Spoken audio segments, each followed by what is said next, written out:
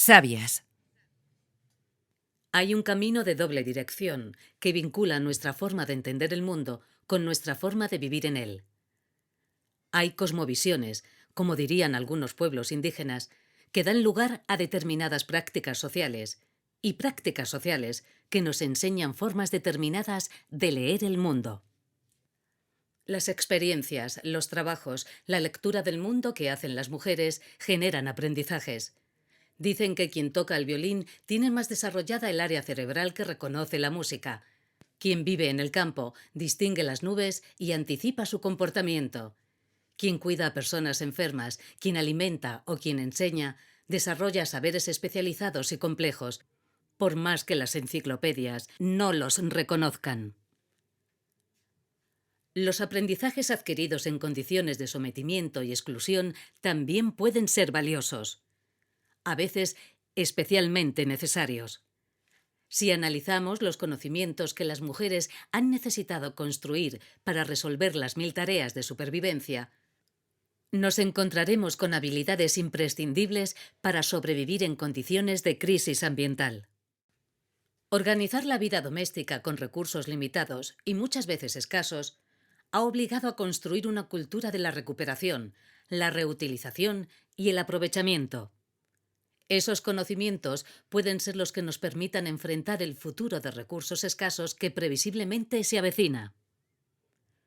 Son saberes diversos, como diferentes son los territorios, las personas y las estrategias para enfrentarse a las necesidades. La exclusión impuesta a las mujeres no solo las ha intentado expulsar de la economía monetarizada y de los espacios de conocimiento oficiales, sino que se ha ocupado de despreciar aquellos saberes construidos en la práctica cotidiana de los cuidados y en la lucha por la supervivencia. Por eso la maruja, esa mujer que habla de recetas de cocina, del precio de los tomates o de las enfermedades de su hija, se nos presenta como un personaje ridículo. La llamada sociedad del conocimiento no nos está rescatando de esta ignorancia. El analfabetismo ecologista es equiparable al analfabetismo feminista. No está escrita la historia verde del mundo, como no lo está la de los conocimientos de los pueblos indígenas, igual que se desconoce la historia del acompañamiento emocional en los espacios domésticos, la de la alimentación en condiciones de escasez o la del cuidado cotidiano de las personas con Alzheimer. La academia es cómplice de este ocultamiento.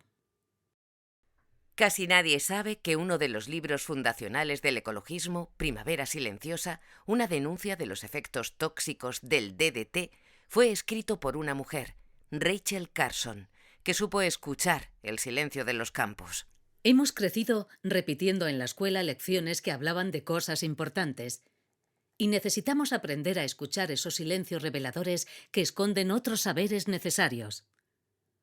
Nuestras cabezas están tan colonizadas por una normalidad androcéntrica que nos cuesta reconocer esas sabidurías que no son académicas. Habrá que empezar a explicitar esas habilidades construidas históricamente entre mujeres, ignoradas o despreciadas, y sin embargo, necesarias para todos los seres humanos. Hemos aprendido que existen bienes limitados y otros que no son limitados.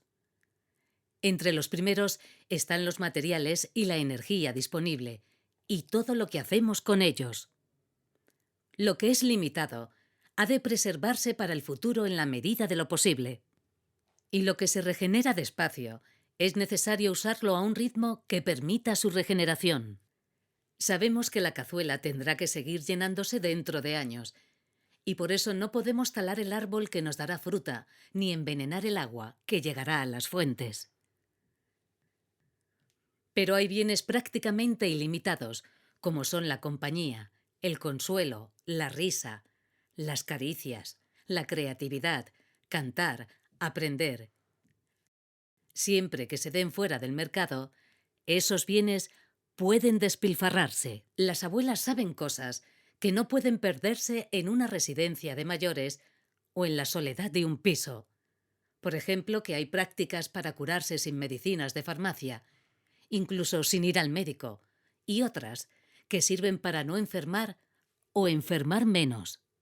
Formas de conservar los alimentos y usar las sobras, modos de reparar, remendar y aprovechar los retales, el arte de mediar en conflictos o el de pacificar un encuentro violento. ¿Qué semillas son mejores en cada lugar en función del agua, la luz, las posibles plagas y las necesidades de alimento? Resistir con firmeza sin usar la violencia. Herramientas como las sentadas o encadenamientos son invenciones de las sufragistas y esto no se conoce. Cómo cuidar las plantas que producen alimento y las que producen belleza. Exigir pan y rosas. Estrategias para enfrentar el cambio climático que consisten en modos de vida menos emisores de CO2. Agricultura sin químicos de síntesis. Más transporte a pie y vida en proximidad. Que las relaciones humanas y los afectos son el núcleo de la felicidad. A recuperarse de un parto y distinguir los diferentes llantos de un bebé. Hacer red en el vecindario. Mantener la temperatura con poca energía, combinando ventanas, persianas y ropas. Organizar los cuidados con otras y rotar responsabilidades con otras. Comprender pequeños gestos y necesidades no expresadas con palabras. Que la tecnología no comunica del todo. Que conversar durante horas puede ofrecernos un disfrute enorme, inagotable y sostenible. Que la ciencia no es lo mismo que el conocimiento y que la sabiduría no consiste en acumular datos. La lista podría seguir. Hace muchos siglos, miles de mujeres fueron expulsadas de los espacios del conocimiento y quemadas por brujas. Los inquisidores temían su poder colectivo como sanadoras, como parteras, como agricultoras. Pero algunos de esos conocimientos se han mantenido y se han recreado en espacios marginales, en las prácticas de gente humilde y de pueblos de la periferia que han aprendido a vivir vidas sencillas con los recursos más próximos.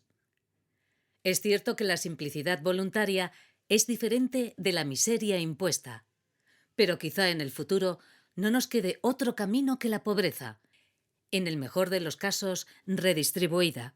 Por eso son necesarios todos esos saberes que muchas mujeres han construido, acumulado y compartido. Han aprendido a reírse mientras se burlaban de ellas, a luchar sin echar cuenta de las probabilidades de victoria, a bailar entre el miedo y el disfrute, a protegerse unas a otras cuando salían a gritar a las calles, a plantar, aunque les dijeron que aquello no crecería. Han practicado el altruismo a mitad de camino entre la obligación y la elección. Poseen sabidurías construidas a menudo desde el punto de vista de la opresión. Un lugar que ilumina realidades que el poder no quiere considerar. Desde una posición casi siempre no elegida, aprenden a resistir, a hacer tortilla de patata, a escuchar, a acompañar en la muerte y en el nacimiento. Y también a salir a las calles y cambiar la historia. Lucía, la madre de Lucía. Me contaron que los héroes son los que se juegan la vida por luchar por aquello en lo que creen, por unos sueños de igualdad y justicia que parecen utópicos.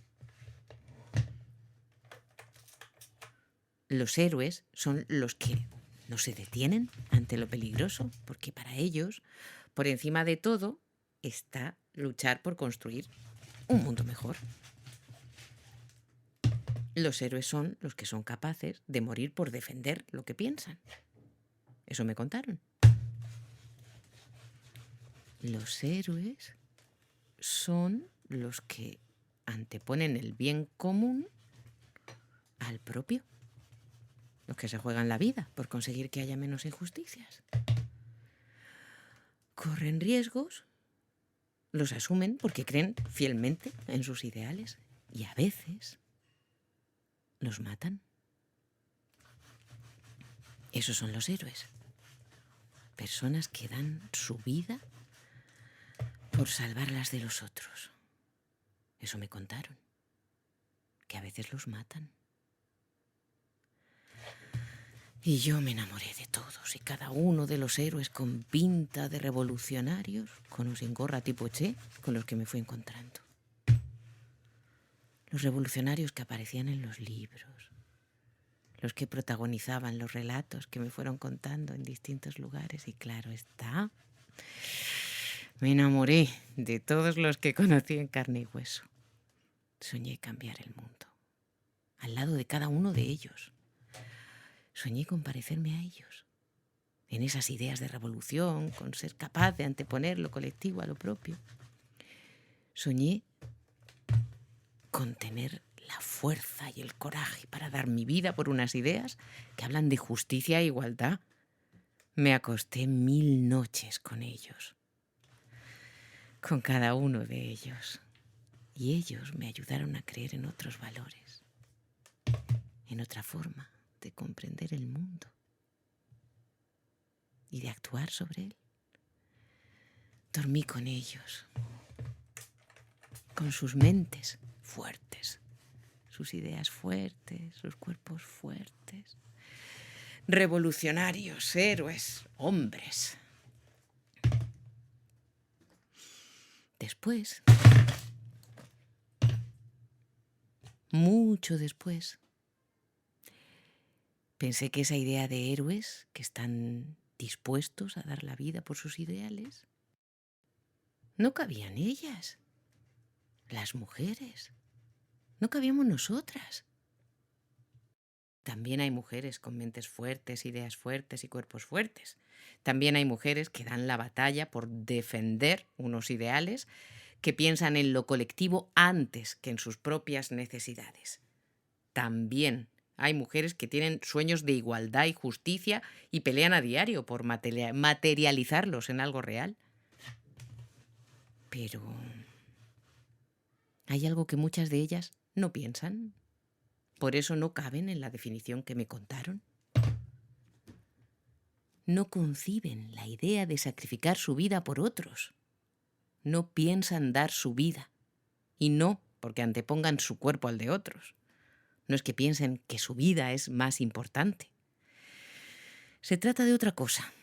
Lo que ocurre es que saben que es precisamente su vida, el que estén vivas, lo que permite que otros puedan vivir. En ese ideal de héroe que me contaron, no caben las mujeres, de cuyas prácticas cotidianas depende la vida de otras personas de manera directa. No caben las mujeres que pelean por la vida y que no darían la suya porque darla supondría dar también la de aquellos que dependen de sus cuidados. No cabe en la definición que me contaron la heroicidad de dar la vida para la vida. No caben las mujeres que actúan sabiendo que no hay causa mayor que mantener la propia vida para que se mantengan otras vidas. Para muchas mujeres, lo revolucionario es mantenerse vivas. En la escuelita popular de la Villa Miseria juegan a los antónimos. Norte-sur, rico-pobre, arriba-abajo. ¿Y cuál es el antónimo de libertad?, pregunta Kevin. Todas y todos callan. ¿Pueden ser 2 palabras?, dice Martina. Sí, pueden ser 2 palabras. Entonces yo lo sé. Dice segura de conocer la respuesta correcta. El antónimo de libertad es no comer. Sabedoras. En la comunidad indígena, las ancianas se llaman sabedoras. Son las depositarias de los saberes más valiosos para la vida. Doblan y desdoblan los saberes y los esparcen cuando hablan en las asambleas y cuando conversan con las niñas y niños mientras preparan la comida. No tienen miedo las mujeres indígenas a hacerse viejas cuando viven con su comunidad. Vivir a ras de tierra. Me gustaría decirte que la ciudad duerme y que solo yo estoy despierta. Sola frente a la ciudad dormida. Dormida de coches, de ruidos y de gente. Dormida de centros comerciales, de oficinas, de fábricas. Dormida. Pero no. Esta ciudad no duerme nunca. Y esa ausencia de que no ocurra nada me hace sentir encajonada entre los ruidos y los coches y la gente y los centros comerciales y las oficinas y las fábricas. Me falta el silencio. Sé que es su culpa, de la ciudad, de esta ciudad. Echo de menos vivir a ras de tierra, sentir la tierra en cualquiera de sus formas. En la ciudad no hay tierra. Aquí se vive a ras de asfalto. En otro lugar más hermoso pensaría en otras cosas. Cuando te rodeas de cosas hermosas, es más fácil pensarlas. Aquí no hay otra forma de escapar que no sea cerrando los ojos. Solo así se roza el silencio de la ciudad dormida. Solo así aparecen cosas hermosas. Ojos cerrados. Un lunes por la tarde, sin lluvia. Un paseo por un parque que no tiene caminos predeterminados. Tu mano en mi nuca, justo donde nace el pelo. Ni la ciudad ni yo podemos dormir. Ambas estamos cansadas. Ojos cerrados. Silencio. Tú.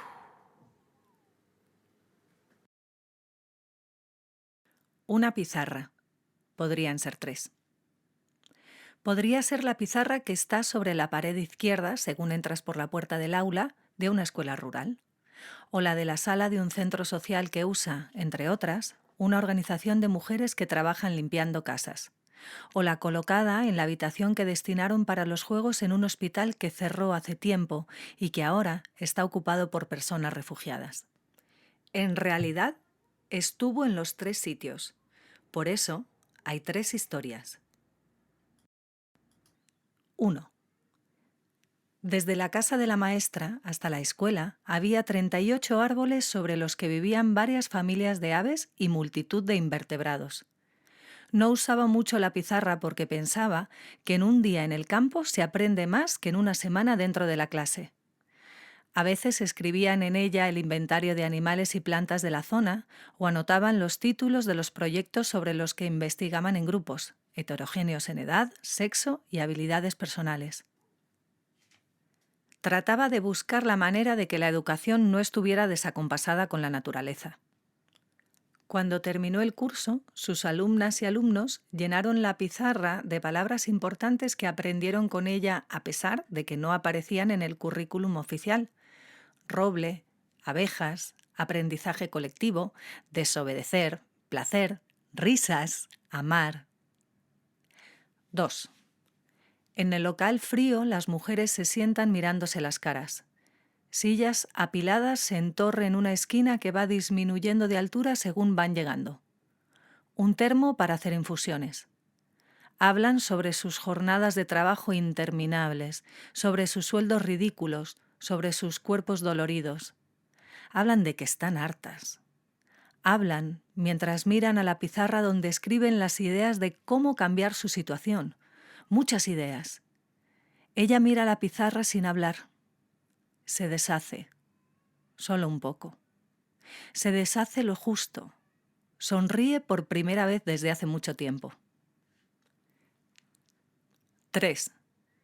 En el lugar que fue un hospital, una niña pinta con una tiza amarilla en la pizarra. La habitación que dejaron para jugar está en el primer piso. Ha estado lloviendo los días anteriores y la lluvia está dentro del hospital.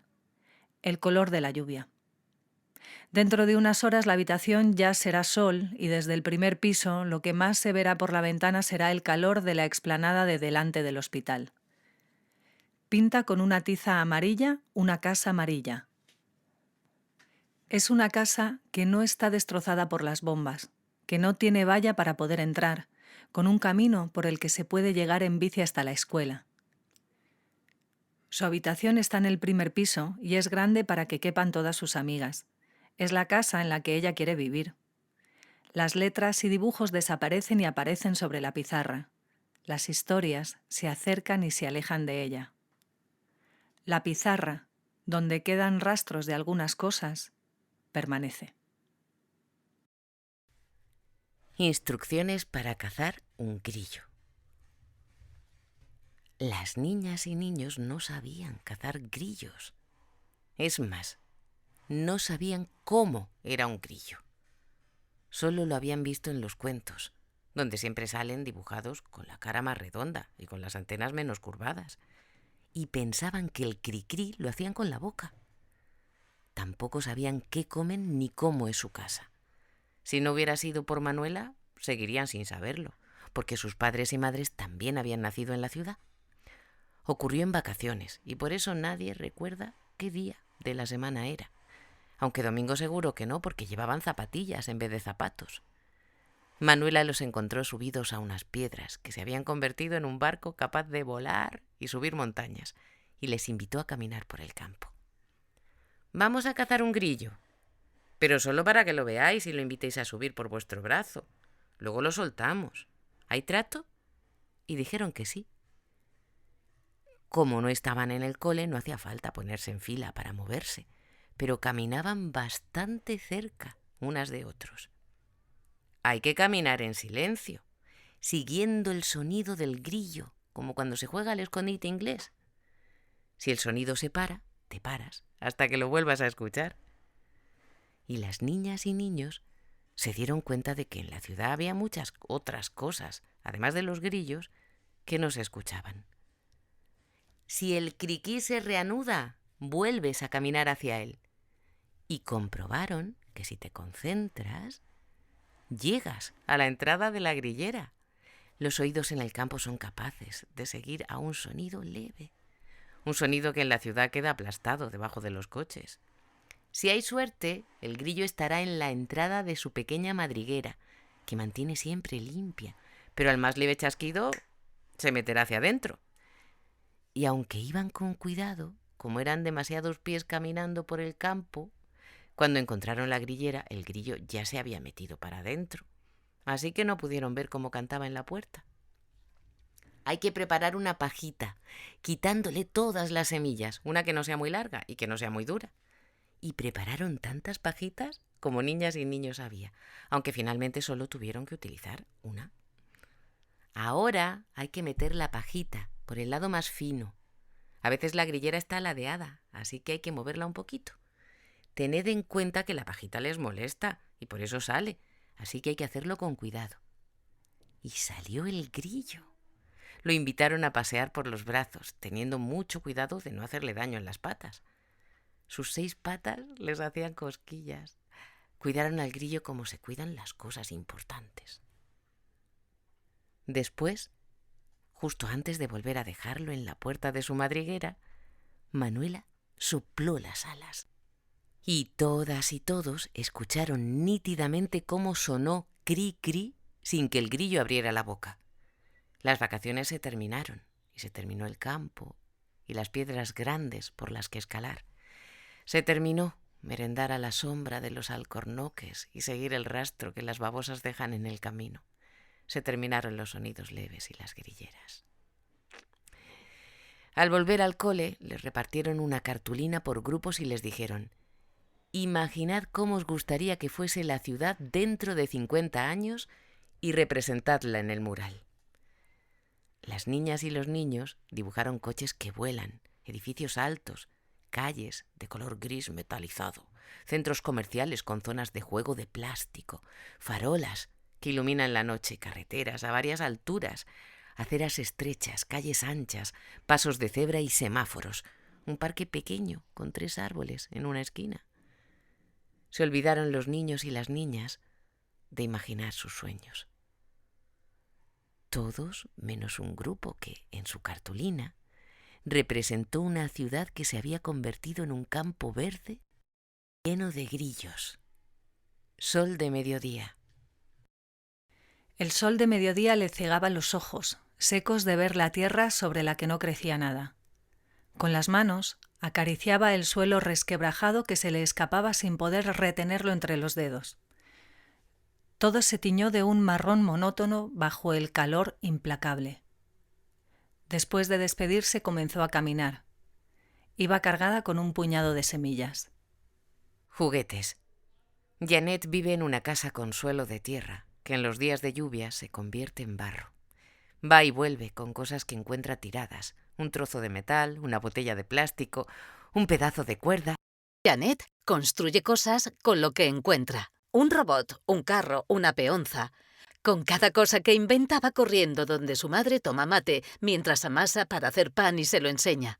Por cada invento que le muestra a ella, le devuelve un beso y le dice: «¡Qué hermoso ese nuevo juguetito que hiciste!».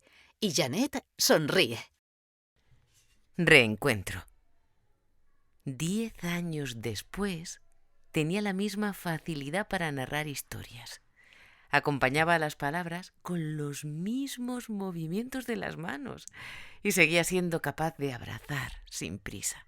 Solo los ojos se habían curvado un poco más después de tantos años mirando. Desde que se fue de la ciudad, había aprendido cosas que, en sus casi 20 años como profesora de lengua y literatura, nunca pensó que fueran tan importantes. Nos contó que vivía en una casa en el monte, sin valla que la separase del bosque, con gallinas, huerto y placas solares, con un aljibe para recoger el agua de la lluvia y muchos árboles. En invierno será duro vivir allí, comentó Paloma. Pues ahora ya no tanto, dijo con ese gesto que hacía tanto que no veíamos. En los primeros años la nieve te cubría casi por el culo y salir de casa era una verdadera lucha contra el frío. Ahora ya no. Aquí en la ciudad no lo veis, pero creedme si os digo que la naturaleza se está volviendo loca con un cambio de temperatura tan brusco. Creedme si os digo que, aunque aquí en la ciudad no lo parezca, este cambio de temperatura nos va a afectar de manera drástica, como lo está haciendo con el resto de seres vivos. Horas después salimos a la calle, donde los coches, ajenos a nuestra conversación, se movían veloces de un lado a otro. Mujeres indígenas.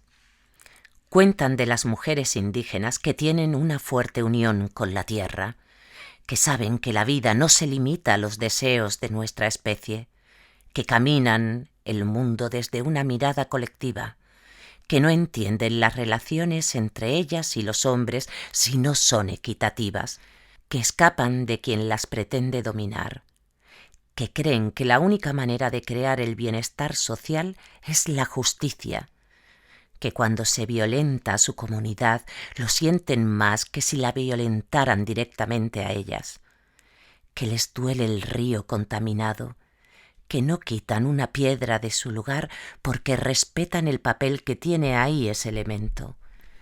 Cuentan de las mujeres indígenas que luchan por el viento del bosque, que luchan por los animales que airean la tierra, que luchan por beber el agua limpia de los ríos, que luchan contra las multinacionales que destrozan los territorios donde habitan hace siglos. Cuentan de las mujeres indígenas que son asesinadas porque pelean la dignidad y porque son mujeres. Cuentan que siguen luchando a pesar de estar muertas. Talentos. A Marta le había tocado presentar el evento. La noche iba sobre talentos, así que entre una actuación y otra salía a introducir. A mí siempre me pasa lo mismo.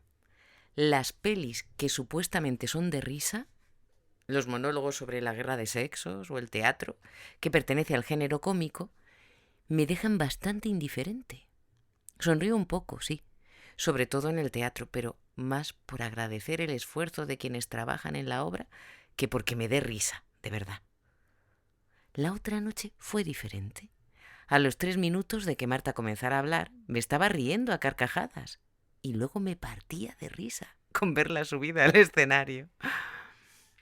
En una parte del espectáculo, rodeada de tanto talento que lo mismo cantaba chacareras que ópera, hizo una reivindicación.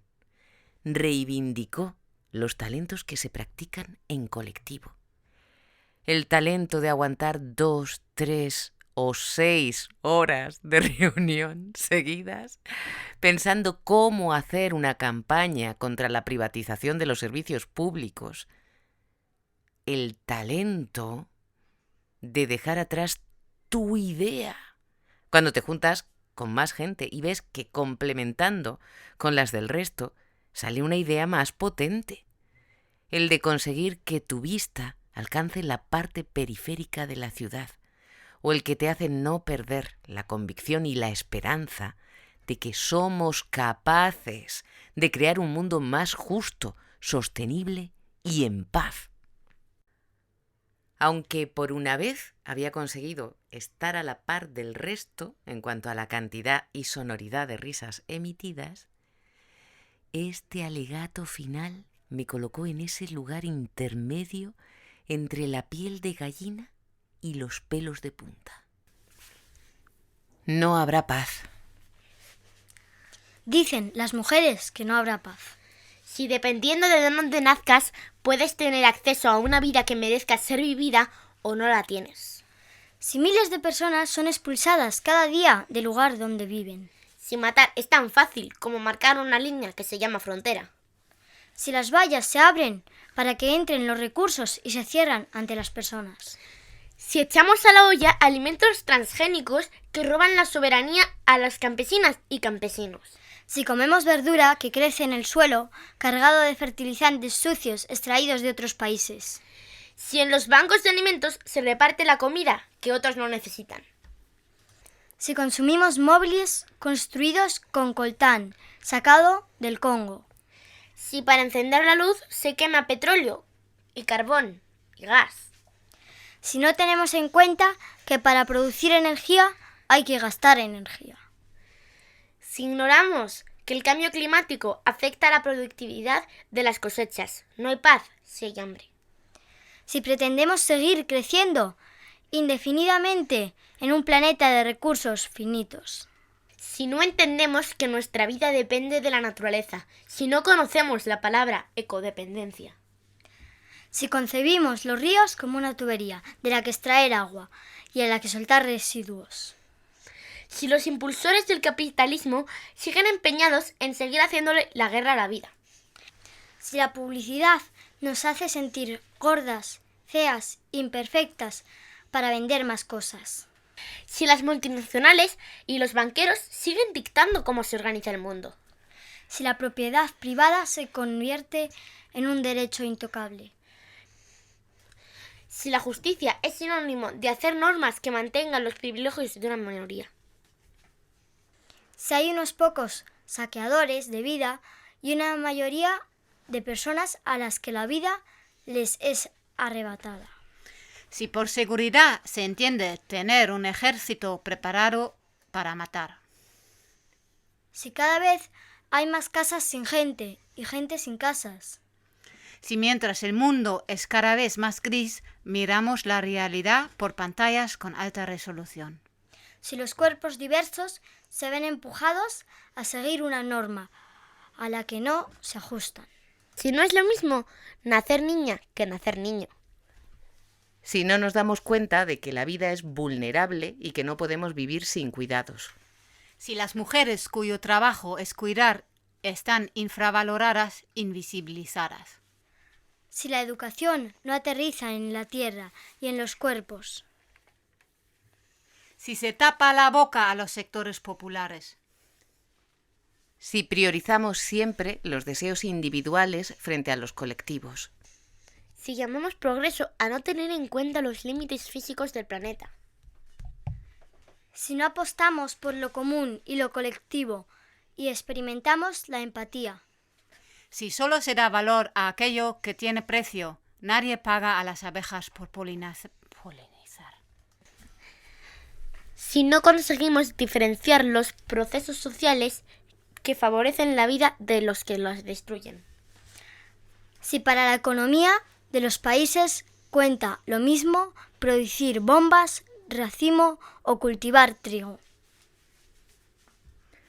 Si no encontramos fuerza y el coraje y la alegría para construir otra cosa. Si no nos detenemos a imaginar cómo será nuestro futuro próximo y nos juntamos para cambiarlo.